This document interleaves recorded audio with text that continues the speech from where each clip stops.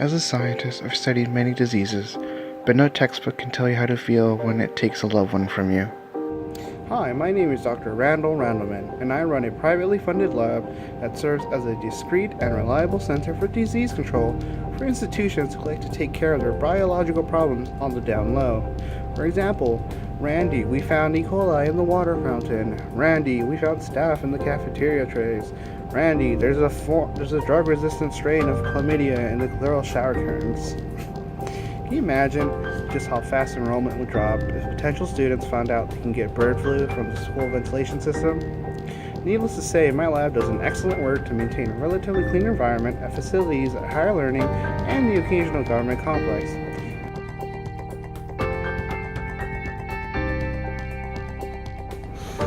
Yeah, I remember that day very clearly. I received a call from my buddy Solomon, who had just returned from a research expedition to the Democratic Republic of Congo, and he told me he had something important he wanted to talk to me about. However, I was unavailable at the time, so the call went straight to voicemail. However, later that day, a call went through to the emergency hotline from the San Francisco State University dean, telling me that a student had reported a very sick individual on campus and asked me whether we could get the job done. Now, that was the weekend of the retreat for most of my lab, so we were unavailable. However, there was only one person available in the lab who could do it, and it was the newest intern, Danny. I don't really remember his name. We just call him Danny around.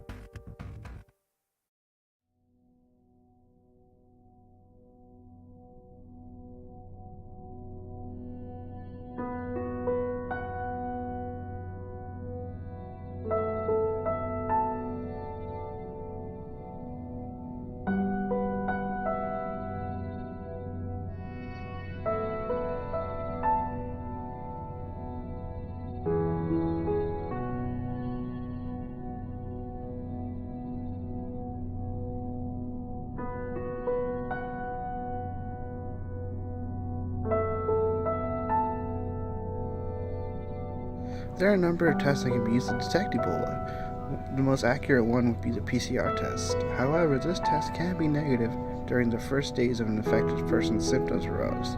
That can mean life or death.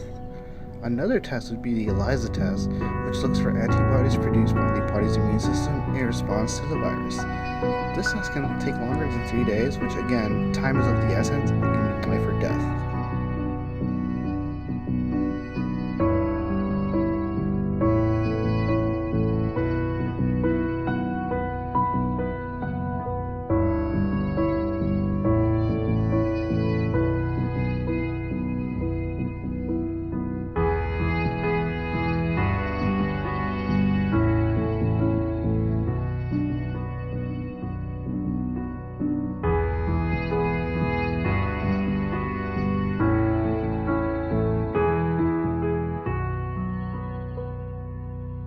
Now imagine to my surprise when Danny contacted me telling me he had isolated a sample of Ebola virus from the diseased patient.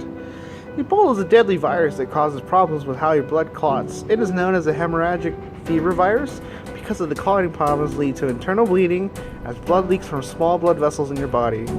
The virus can also cause inflammation and tissue damage.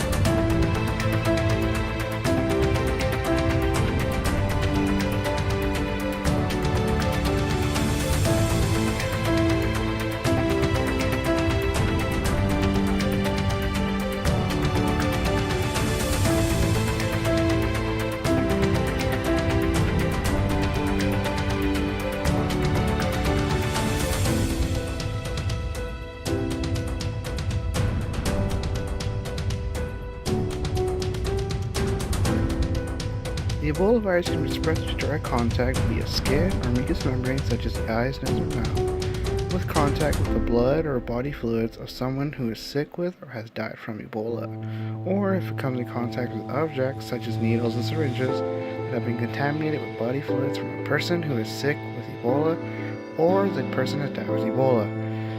A potential reservoir for this disease would include infected fruit bats or primates. Ebola is not spread through the air by water or in general by food.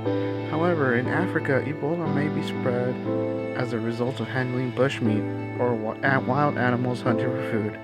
There is no evidence that mosquitoes or other insects can transmit the Ebola virus. Danny learned the hard way the importance of safety when it comes to handling someone who has died from Ebola.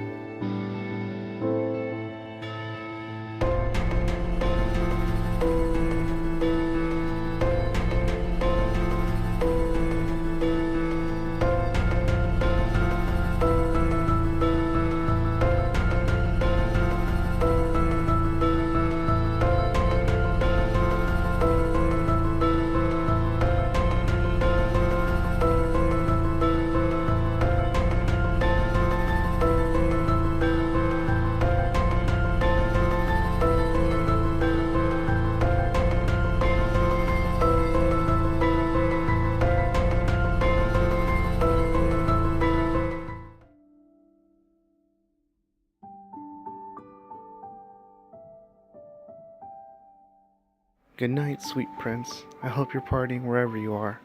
If you see Danny, tell him you left a mess.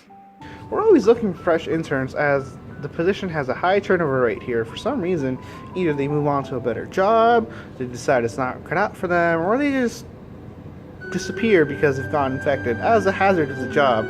However, you decide to come here with us, we will train you and prepare you for the outside world.